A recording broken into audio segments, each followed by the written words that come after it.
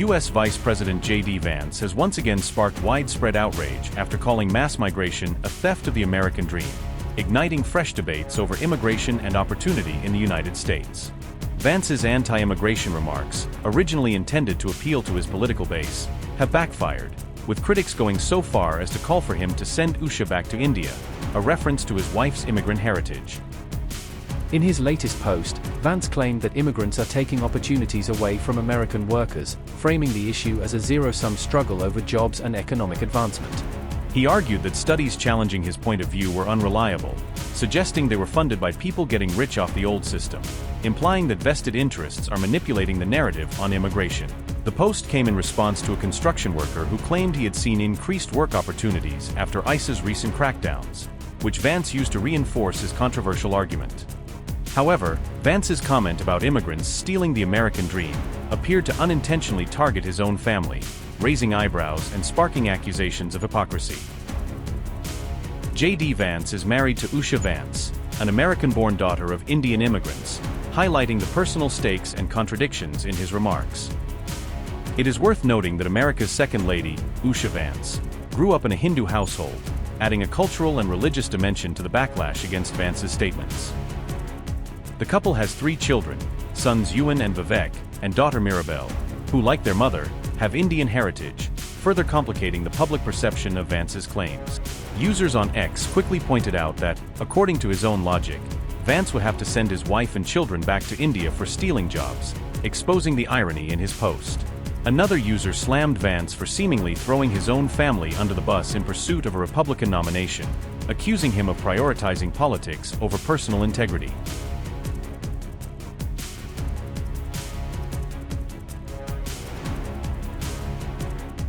The fury over Vance's latest remarks follows another controversy sparked by his comments about racial preferences and housing, demonstrating a pattern of incendiary statements. During a podcast with the New York Times, Vance suggested it was acceptable to prefer neighbors who share your race, reigniting debates over racial segregation and social cohesion. He described a hypothetical scenario in which landlords would house multiple immigrant families in a single property for profit, implying that such arrangements create cultural and social friction. The American vice president said, and I quote, "What happens is 20 people move into a 3-bedroom house. 20 people from a totally different culture, totally different ways of interacting." His comment immediately sparked a social media uproar, with civil rights groups labeling the rhetoric as white supremacy and arguing it echoes historical patterns of discrimination. This is exactly the same argument that segregationists advanced to argue that white people had a right not to live next to people who were different from them, noted Princeton historian Kevin Cruz, drawing parallels between Vance's statements and historical segregationist ideology.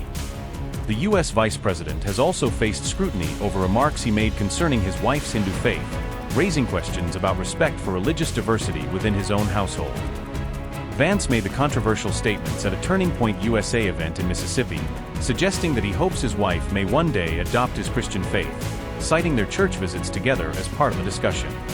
What I want to ask is, you are married to a woman who is not Christian. In her Wikipedia, I just looked that up. I wanted to know what her faith was. I didn't know this before. But she still calls herself Hindu.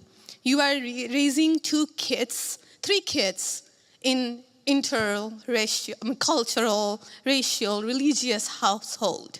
How are you maintaining or how are you teaching your kids not to keep your religion ahead of their mother's religion?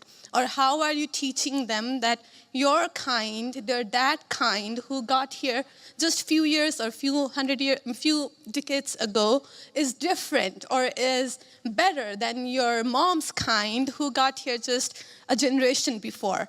How are you balancing that? And when you talk about too many immigrants here, when did you guys decide that number? Why did you sell us a dream? You made us spend our youth, our wealth in this country and gave us a dream. You don't owe us anything. We have worked hard for it. Then how can you as a vice president stand there and say that we have too many of them now and we are going to take them out to people who are here right rightfully so. By paying the money that you guys asked us, you gave us the path, and now how can you stop it and tell us we don't belong here anymore? And one more thing, I'm sorry, one more thing. Sure. Do you have to There's be... a lot there. I don't know if I'm going to remember all this, but I will try. I'm sorry. I had to say all of this, and please take it with due... I mean, I'm saying all of this with due respect. Go ahead. Please. I have no intention of causing a scene here or anything. You asked a personal question about our interfaith household. And yes, my wife did not grow up Christian. I think it's fair to say that she grew up in a Hindu family, but not a particularly religious family in either direction. In fact, when I met my wife, we were both, I would consider myself an agnostic or an atheist, and that's what I think she would have considered herself as well. You know, everybody has to come to their own arrangement here. The way that we've come to our arrangement is she's my best friend. We talk to each other about this stuff. So we've decided to raise our kids Christian. Our two oldest kids who go to school, they go to a Christian school. Our 8-year-old did his first communion about a year ago. That's the way that we have come to our arrangement. But, thank you. My 8-year-old was also very proud of his first communion. Thank you, guys. I'll tell him that Ole Miss wishes him the best. But I think everybody has to have this own conversation when you're in a marriage. I mean, it's true for friends of mine who are in Protestant and Catholic marriages, friends of mine who are in, atheist and Christian marriages. You just got to talk to the only advice I can give is you just got to talk to the person that God has put you with, and you've got to make those decisions as a family unit. For us, it works out. Now, most Sundays, Usha will come with me to church. As I've told her, and I've said publicly, and I'll say now in front of 10,000 of my closest friends, do I hope eventually that she is somehow moved by the same thing that I was moved in by church? Yeah, I honestly do wish that, because I believe in the Christian gospel, and I hope eventually my wife comes to see it the same way. But if she doesn't, then God says everybody has free will, and so that doesn't cause a problem for me. That's something you work out with your friends, with your family, with the person that you love. Again, one of the most important Christian principles is that you respect free will. Usha's closer to the priests who baptized me than maybe I am. They talk about this stuff.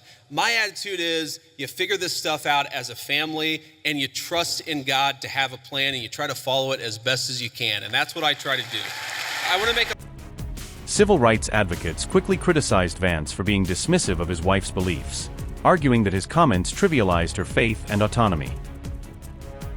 Following the backlash, Vance clarified that Usha has no plans to convert and emphasized that he respects her religious beliefs, attempting to quell criticism while maintaining his public stance.